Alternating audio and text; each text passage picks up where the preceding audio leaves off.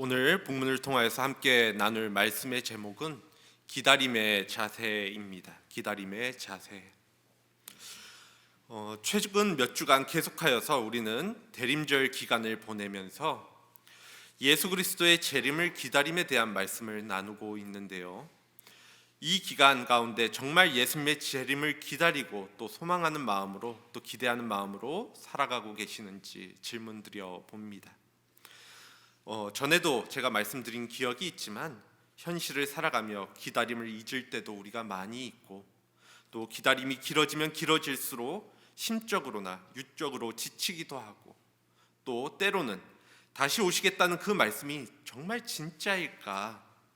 더 나아가 아직도 오시지 않았는데 예수님이 정말 우리를 구원할 메시아가 맞는 것일까? 하는 의심이 싹트기도 하는 것이 어찌 보면 자연스럽게 보입니다. 그렇다면 우리는 어떻게 이러한 시간들을 이겨나갈 수 있을까 하는 질문을 생각해 보게 되는 것이죠. 이는 그러한 상황 속에서 우리가 어떻게 신앙을 붙잡고 갈 수 있는 것인가 하는 질문입니다. 이에 대해서 해답을 오늘 본문을 통해서 함께 나눌 수 있기를 원하는데요. 먼저 오늘 본문의 대상인 데살로니가 교회를 포함하여서 초대교회 때부터 가지고 있었던 신앙적인 어려움 중 한 가지는 예수님이 부활 승천하시면서 곧 오시겠다라고 말씀하시고 또 약속하셨는데 오랜 기다림 속에서 오지 않으시는 것에 대한 신앙의 어려움과 흔들림이 그들 가운데 있었다라는 것입니다. 어찌 보면 오늘날 우리와 전혀 다르지 않는 모습이었다라는 것이지요. 이 상황을 다음과 같이 비유적으로 생각하면 조금 더 이해하기가 쉬울 수 있을 것 같은데요. 예전에 제가 어렸을 때만 하더라도 지금 우리나라에 있는 외국인 노동자들처럼 아버지가 사우디나 중동에 가서 또는 일본에 가서 홀로 일하시면서 한국에 있는 집에 가족들에게 돈을 보내는 경우가 많이 있었습니다. 그러면 한국에 남아있는 가족들은 아버지가 언제 오실까 기다리게 되는 것이죠. 그런데 빨리 오시면 좋겠는데 세월이 흘러도 아버지가 오시지 않으면 아이들은 아버지가 실제로 죽었는데 어머니가 거짓말하는 게 아닌가 하는 생각이 들기도 할 것입니다. 저희 때 생각해보면 아버지가 일찍 돌아가신 경우에 어머니가 자식들에게 아버지가 멀리 일하러 가셨다라는 거짓말들을 많이 하기도 했으니까요. 또 기다림의 시간이 길어지면 길어질수록 주변 사람들은 남편이 무슨 일 생긴 것은 아닌지 아니면 이제 거기 정착해서 오지 않는 것 아니냐고 아버지를 의심하게 만들고 또 아버지를 기다리며 남아있는 가족들을 그 마음들을 흔들기도 할 것입니다. 그렇다고 요즘처럼 영상통화나 또 문자나 이메일처럼 즉각적인 대화를 할 수 있는 상황도 아니었으니 한국에 남아있는 어머니도 속 시원한 대답을 아이들에게 해주기 어려웠을 것이고요. 그러면 이제 아버지를 계속 기다려야 할 것인지 그러한 상황 속에서 아니면 아버지가 아예 없는 것으로 간주하고 아이들과 같이 살아야 될 것인지 결단해야 할 때가 옵니다. 이러한 상황에서 어머니의 심정은 어떠할까요? 남편이 돌아온다는 사실은 분명하지만 언제인지를 확정할 수 없고 그래서 아이들은 방황하고 있다라고 한다면 말입니다. 사도 바울은 이러한 어머니의 마음으로 데살로니가 교회에 편지를 쓴 것이 오늘 본문 말씀입니다. 그 마음이 본문 23절에 잘 나타나져 있는데요. 23절 말씀 제가 읽어드리도록 하겠습니다. 평강의 하나님이 친히 너희를 온전히 거룩하게 하시고 또 너희의 온 영과 혼과 몸이 우리 주 예수 그리스도께서 강림하실 때 흠없게 보존되기를 원하노라. 방금 제가 읽어드린 구절은 예배 마지막 순서로 목회자가 축도를 하듯이 초기 기독교에서 일반적으로 사용되던 축원문에 속하였던 말씀입니다. 그리고 그 내용은 하나님께서 데살로니가 교회 성도들의 삶을 지켜주시기를 바란다라는 것이었죠. 그 흔들리는 신앙을 지켜주시길 바란다라는 축원문이었다라는 것입니다. 이것이 의례적인 인사말처럼 들리기도 하지만 여기에 초기 기독교 신앙의 핵심이 담겨져 있는데요. 이는 예수 그리스도의 강림이 일어나는 때라는 표현이 언급되어져 있기 때문이죠. 여기서 중요한 것은 일단 그때까지는 버텨내야 한다라는 것입니다. 그때까지는 우리가 버텨내야 한다. 물론 버텨내는 것도 억지로 되지는 않죠. 이는 우리가 인생을 살아간다는 것이 노력한다라고 해서 우리 스스로의 노력으로 인하여서 늘 좋은 결과를 얻는다는 것이 아닌 것과 같습니다. 우리의 생각과 같게 흘러가지는 않는다라는 것입니다. 즉 내가 억지로 버틴다라고 해서 그 힘든 상황들을 이겨낸다고 해서 버틸 수 있는 것은 아니라는 것입니다. 그래서 바울은 데살로니가 교인들에게 예수님이 강림하실 때까지 잘 견뎌내라는 뜻으로 하나님의 도우심을 기원하고 또 간구했던 것입니다. 그렇다면 바울이 여기서 언급하고 있는 예수 그리스도의 강림은 무슨 의미가 있을까요? 제가 2주 전에 대림절을 맞이하면서 말씀드린 기억이 있는데요. 강림은 대림이나 재림과 같은 의미를 갖고 있는 단어로 예수 그리스도가 다시 오신다라는 의미를 갖고 있다 말씀드렸습니다. 이러한 예수님의 대림 또는 강림 사상은 기독교 신앙의 중심에 자리 잡고 있는 굉장히 중요한 사상인데요. 이는 조금 더 극단적으로 이야기해서 예수님이 다시 오실 것이라는 이 전제가 없다라고 한다면, 예수님이 다시 이 땅에 오실 거라는 이 전제가 없다라고 한다면 기독교는, 오늘날의 기독교는 성립될 수 없다라는 의미이기도 합니다. 우리 역시도 매달 첫 주에 니케아 콘스탄티노플 신조를 통하여서 예수님은 하늘에 올라 성부 오른편에 앉아 계시고 산 이와 죽은 이를 심판하시러 영광 가운데 다시 오실 것이라고 고백을 하고 있죠. 이 고백은 단순히 예배 시간의 한 순서에 따라서 우리가 자막을 읽는 것이 아니라, 그것으로 끝나는 것이 아니라 우리의 실존과도 연관되어져 있습니다. 물론 예수님께서 다시 오신다라는 것이 누군가에게는 그냥 관념적인 이야기, 막연한 이야기처럼 들릴 수 있는 것이 사실이라는 것을 잘 알고 있습니다. 하지만 기독교인들은 이를 관념적으로, 단순히 관념적으로 인식하는 것이 아니라 실존적으로 믿고 기다리는 사람들이라는 사실을 기억하셔야 합니다. 여기서 예수님이 다시 오신다라는 것이 의미하는 것은 원론적으로 말씀드리면 구원이 완성된다라는 의미를 가지고 있는데요. 예수님의 제자들을 포함하여서 초기 기독교인들은 그 구원의 완성되는 때를 기다렸다라는 것입니다. 그러한 모습이 지금까지도 이어져 오고 있는 것이지요. 이것을 신학적인 용어로 표현하면 재림신앙이라고 이야기하는데요. 재림신앙, 말 그대로 예수님의 재림을, 이 땅에 다시 오심을 기다리는 신앙을 의미하죠. 물론 예수님의 재림 또는 강림을 다르게 해석해야 한다라는 주장들도 많이 있습니다. 그것은 보다 더 실존적인 해석인데, 이를 주장하는 이들은 예수님이 신약 성서에서 묘사하고 있듯이 먼 훗날 구름을 타고 하늘에서 땅으로 내려오시는 것이 아니라, 그러한 것이 아니라 영적으로 우리가 함께 하는 것이라고 주장합니다. 그러니까 예수님이 우리와 함께 하는 것이 예수님이 재림하시는 것이다 라고 이야기하는 사람들이 있다라는 것이죠. 이러한 해석에 따르면 우리는 이 세상에서 예수님의 말씀대로 원수를 사랑하고 정의와 평화를 실천하고 하나님의 뜻에 순종하여 살아가면 됩니다. 그냥 그렇게 살아가면 되죠. 이렇게 예수님의 말씀이 땅에서 실현되는 것이 바로 그의 재림이라고 말하고 있는 것이 그러한 사람들의 논리이니까 말입니다. 나름 자신이 의식 있다라고 주장하고 또 지성적이라고 합리적이라고 생각하는 기독교인들이 주로 이러한 생각을 많이 하는 모습을 보게 되어지는데요. 물론 이렇게 사는 것이 나쁜 것은 아닙니다. 나쁜 것은 아니죠. 착하게 살아가고 또 그래서 주님이 보여주신 모습을 이 땅 가운데 내가 나타내고 살아가는 것, 그것이 어찌 보면 바람직한 모습입니다. 실제로 원수를 사랑하고 정의와 평화를 실천하고 말씀에 순종하며 살아가는 것, 이것만 잘 지킨다 하여도, 그 뜻에 따라서 살아가는 것 그 자체만 잘한다 하더라도 세상이 기독교를 바라보는 시각은 많이 달라질 것입니다. 하지만 기독교는 단순히 지금 이 시대를 예수님이 보여주신 모습대로 착하게 살아라 하는 정도, 그리고 그분의 뜻에 따라서 그분의 모습을 본받아 살아가는 것을 모토로 하지 않습니다. 그 모든 모습이 중요하지 않다라는 것이 아니라 궁극적으로 우리가 예수님을 믿음으로 추구해야 하는 것이 무엇이냐 하는 것이죠. 그러한 의미에서 재림신앙은 두 가지 점에서 이러한 실존적인 신앙을 극복할 수 있게 되어지는데요.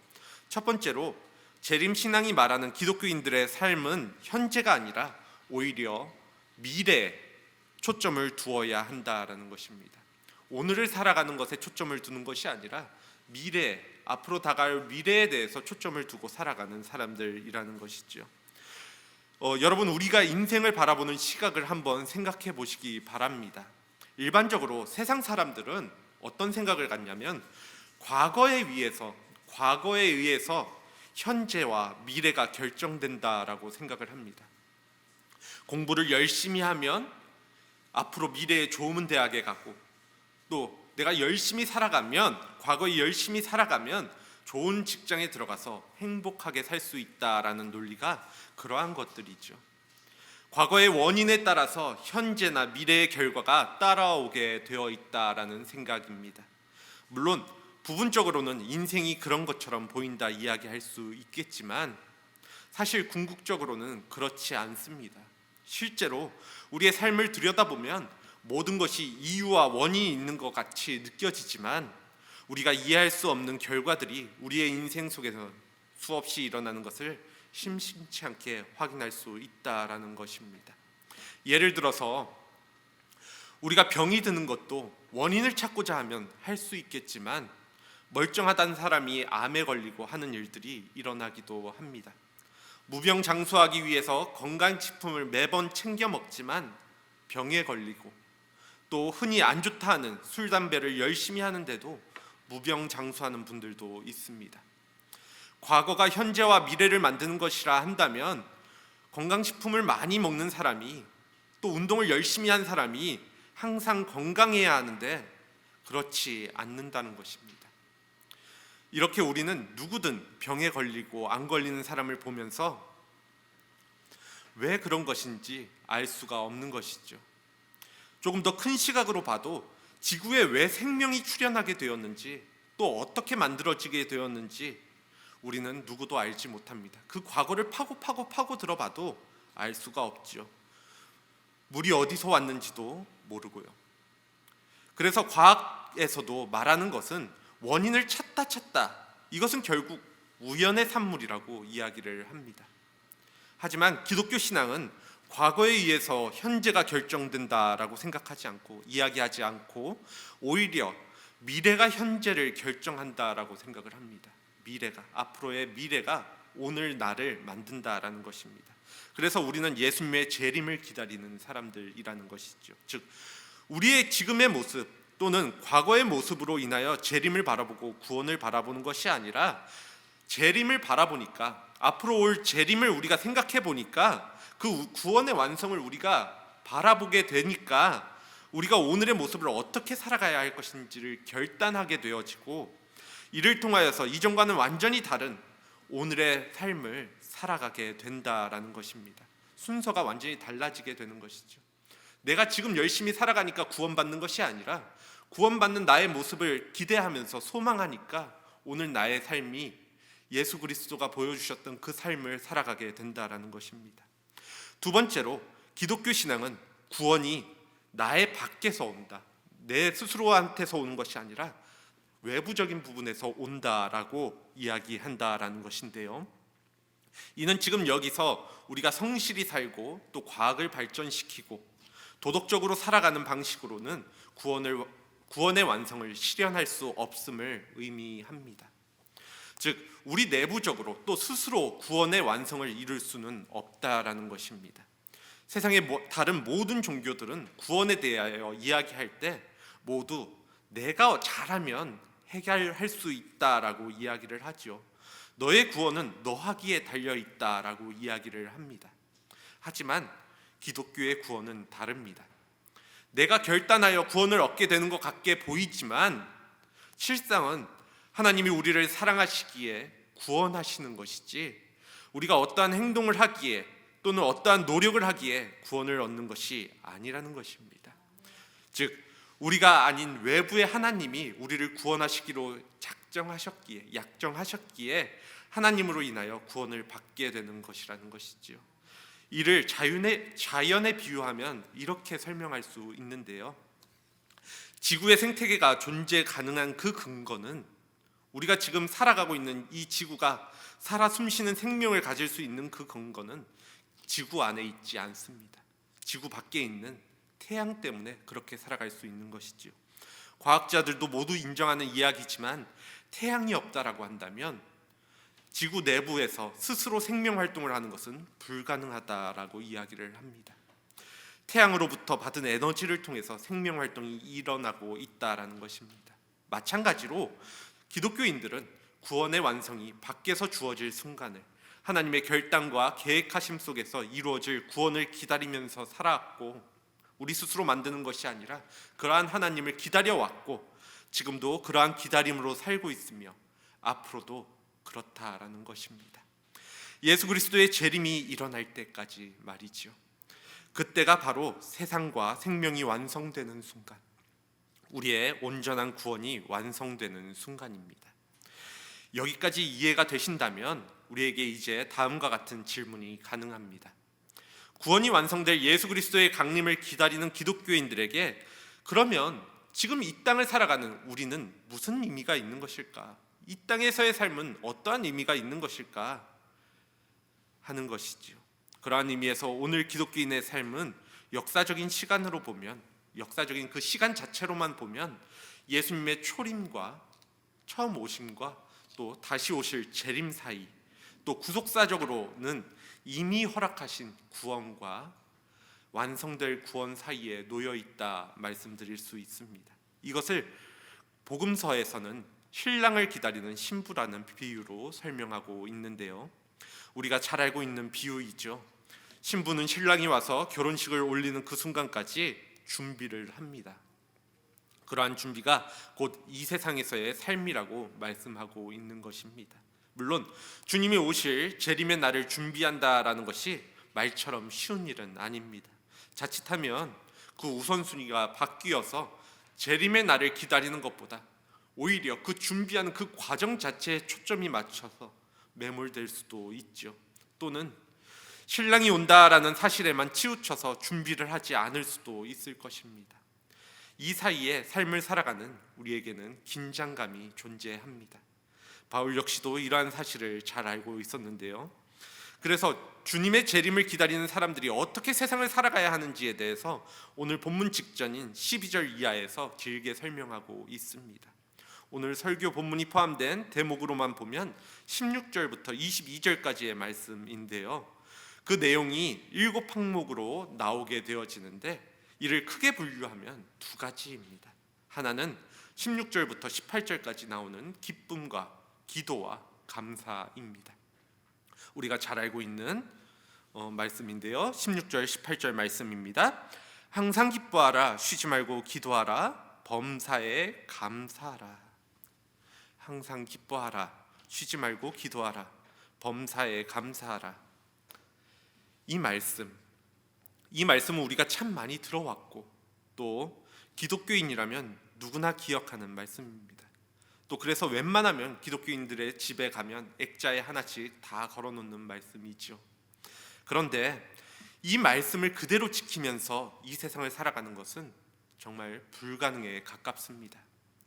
그래서 어떤 이들은 출가해서 수도자가 되기도 하죠. 수도승으로 살아가는 사람들도 있습니다. 하지만 사실 수도원에서 생활한다 하더라도, 그러니까 세상을 등지고 살아간다 하더라도 이 말씀대로 살아가기는 더 쉽지 않습니다. 솔직하게 우리 자신을 돌아보면 그게 분명하다는 사실을 확인할 수 있죠. 우리는 잠시 기뻐할 수는 있지만 매 순간 삶의 모든 상황에서 항상 기뻐할 수는 없는 나의 모습을 바라보게 됩니다. 또 잠시 기도할 수는 있지만 24시간 쉬지 않고 기도할 수도 없습니다. 또 좋은 일이 벌어졌을 때는 우리가 하나님께 감사할 수 있지만 모든 일 가운데, 즉 범사에 감사하는 것은 정말 어렵습니다. 이게 현실을 살아가는 모든 기독교인들의 고민이기도 합니다. 실제로는 세상 사람들과 똑같은 일상의 문제를 가지고 일희일비하고 있는데 오늘 우리의 성경은 다른 것을 요구하고 있기 때문이죠. 예수님의 재림을 기다리면서 이렇게 살아가라 이야기하고 있는데 이렇게 살기가 쉽지가 않다라는 것입니다. 그래서 실제로는 참 기독교인들이 안타깝게도 실제로는 기쁘지 않지만 기뻐하는 척이라도 해야 할 때가 많이 있고, 남들보다 더 오래 기도하는 척이라도 할 때가 더 많이 있고, 마음속에서는 화가 치미는 일이 있어도 남들 앞에서는 감사하는 척하게 되는 것이죠. 그런데 이것은 위선입니다. 그리고 이러한 위선이 습관적으로 일어나게 되어진다면, 그것이 자꾸만 내 안에 틀을 가두게 된다면 그것은 바로 율법주의자가 되는 것이고, 또 이러한 율법주의는 우리의 삶을 파괴하게 되는 결과를 만들어내게 됩니다. 그래서 말씀을 따라 살아가기 힘들다 말하게 된다라는 것이죠. 그렇다면 바울은 왜 데살로니가 교인들에게 이렇게 불가능한, 정말 지키기 어려운 권면을 하는 것일까요? 분명한 것은 그는 단순히 이상주의자이기 때문에, 그냥 현실을 내려놓고 그냥 좋은 이야기만 하기 때문에 이러한 권면을 하는 것은 아니라는 사실입니다. 바울도 이러한 권면이 실존적으로는 정말 어렵다라는 사실을, 불가능하다는 사실을 잘 알고 있었습니다. 그것을 모르고 이러한 권면을 한다라면 그는 정말 인간과 세상에 대한 깊이가 없는 그러한 사람일 것이죠. 그렇기에 바울이 요하는 항상 기뻐하고 기도하며 감사하라는 명령은 예수 그리스도의 재림을 준비하는 것의 그 일부분입니다. 이것이 재림을 기다리는 사람들이 취해야 할 삶의 태도라는 것이죠. 항상 기뻐하라는 명령을 다시 한번 생각해 보시기 바랍니다. 조건에 따라서가 아니라 항상 기뻐한다라는 것이 무엇인지를, 정말 그것이 얼마나 어려운지를 아는 사람만이 주님의 재림을 기다릴 수 있습니다. 이 세상은 늘 상대적이고 또 어떠한 조건이 붙지요. 행복의 조건에 휘둘리고 또 거기서 벗어나기가 우리가 힘듭니다. 교회 문제도 그렇습니다. 교회가 부흥하면 기쁘지만 어려움이 많으면 기뻐할 수 없습니다. 교회를 비롯해서 이 세상의 일로는 항상 우리가 기뻐할 수 있다라는 것은 어렵다라는 것입니다. 이 분명한 사실을 깨달는 사람, 알고 있는 사람은 예수 그리스도의 재림으로 인하여 주어질 절대적인 구원을 기다릴 수밖에 없습니다. 그날이 되면 항상 기뻐할 수 있으니까 우리가 그날을 소망하면서 그럴 때에만 항상 기뻐할 수 있는 영적 동기가 발생하기 때문에 우리는 기뻐하라 요청할 수 있는 것이죠. 또한 쉬지 말고 기도하라, 범사에 감사하라는 권면도 다 같은 의미로 이야기할 수 있습니다. 기도에 있어서 문자적으로 24시간 쉬지 않고 기도한다라는 것이 중요한 것이 아니라 언제나 주님과 함께함으로 기도하고 교제할 수 있는 그 기쁨이 무엇인지를 아는 사람만이 주님의 재림을 기다릴 수 있게 되니까 기뻐하라, 또 기도하라 이야기할 수 있는 것이죠.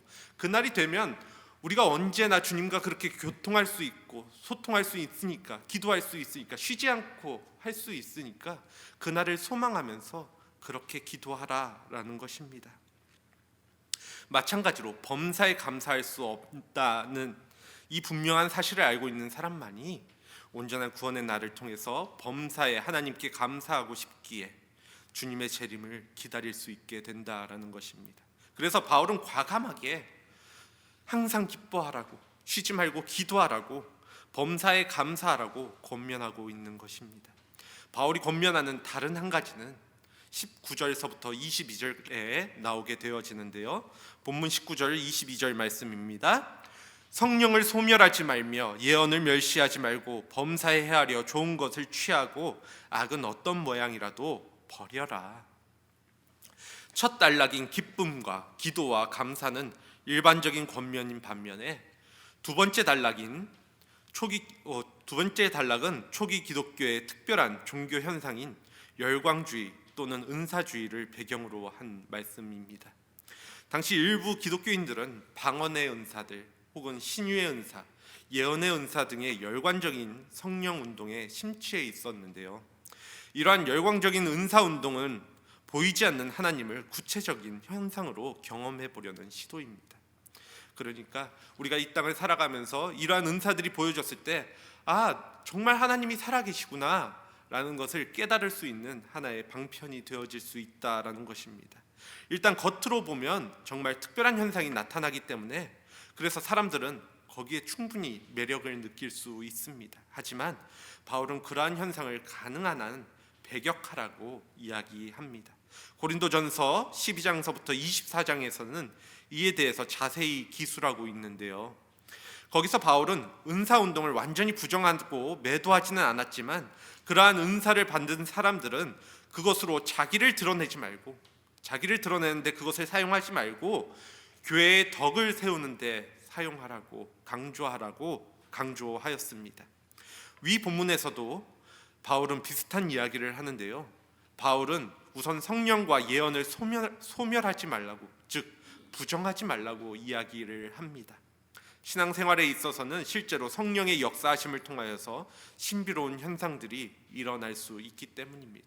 그러한 현상들이 다 부정되어야 될 것은 아닙니다. 그러나 그것 자체가 중요한 것이 아니기에, 그 현상 자체가 중요한 것이 아니기에 범사에 헤아려 좋은 것은 취하고 악한 어떤 모양이라도 그것은 버리라고 이야기하고 있죠. 이는 그리스도의 재림을 기다리는 교회 공동체는 옳고 그름에 있어서 그것을 잘 판별할 수 있어야 된다, 구분할 수 있어야 한다라는 것을 의미합니다.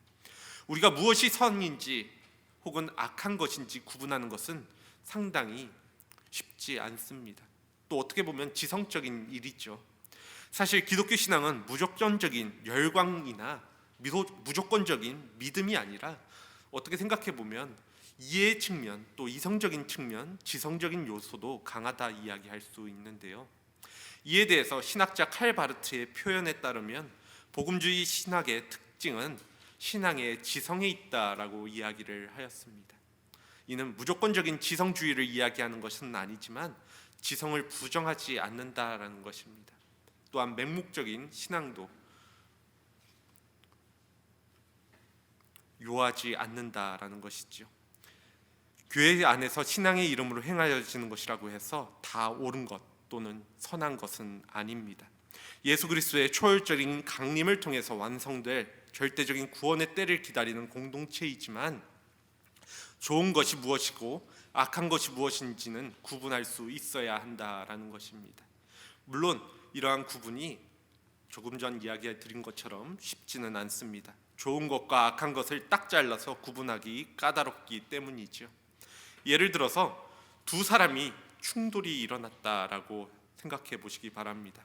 누군가의 말을 들어보면 그의 말이 옳은 것 같고 또 그 상대방의 말을 들어보면 그의 말이 옳은 것 같을 때가 있습니다. 옳은지를 판단하기가 쉽지 않을 때가 있죠. 바울도 사실은 다른 이들과 싸울 때가 굉장히 많이 있었습니다.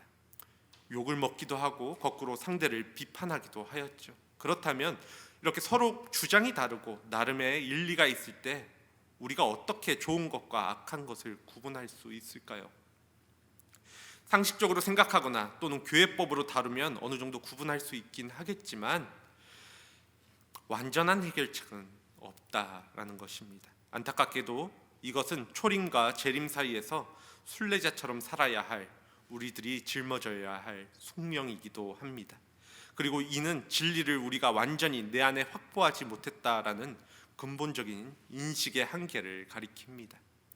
그래서 우리는 항상 불안할 수밖에 없는 것이죠. 내가 살아가는 이것이 맞느냐 틀리냐를 가지고 항상 고민할 수밖에 없다라는 것입니다. 그리고 죽을 때까지 이러한 불안은 완전히 해소할 수 없습니다. 이러한 사실을 바울도 잘 알고 있었는데요. 사실 이를 이야기하는 본인 자신도 불안할 때가 많이 있었고 또 데살로니가 교회 성도들도 이에 대해서 흔들리고 있다라는 사실을 바울은 잘 알고 있었습니다. 이 세상에 온전하게 또 완전하게 살아가는 사람은 어느 누구도 없죠. 예수님의 12제자들도 그렇고 또 천주교로 따지면 그 위대하다라는 교황들도 그렇고 내노라는 신학자들이나 목사님들도 그렇습니다. 그렇다면 이러한 상황에서 우리는 어떻게 기독교인으로 살아갈 수 있을까요? 바로 이 대목에서 바울이 본문 23절을 왜 기록했는지를 더 정확하게 우리는 알 수 있습니다. 그게 바로 우리는 어떻게 기독교인으로서 지금의 시대를 살아갈 수 있을까라는 질문에 유일한 해답이 되어지기 때문입니다. 바울은 23절에서 이렇게 이야기를 합니다. 설교 앞에 단락에서 인용했던 구절인데요. 평강의 하나님이 친히 너희를 온전히 거룩하게 하시고 또 너희의 온 영과 혼과 몸이 예수 그리스도께서 강림하실 때 흠없게 보존되기를 원하노라. 이는 서두에 언급드렸던 것처럼 하나님께 우리를 지켜달라는 기도이자 축원입니다. 이를 기도하고 축원하는 것은 당연하게도 우리는 우리 스스로가 아니라 하나님이 거룩하게 하셔야만 우리가 흠없이 보존될 수 있는 존재라는 사실을 깨닫기 때문입니다.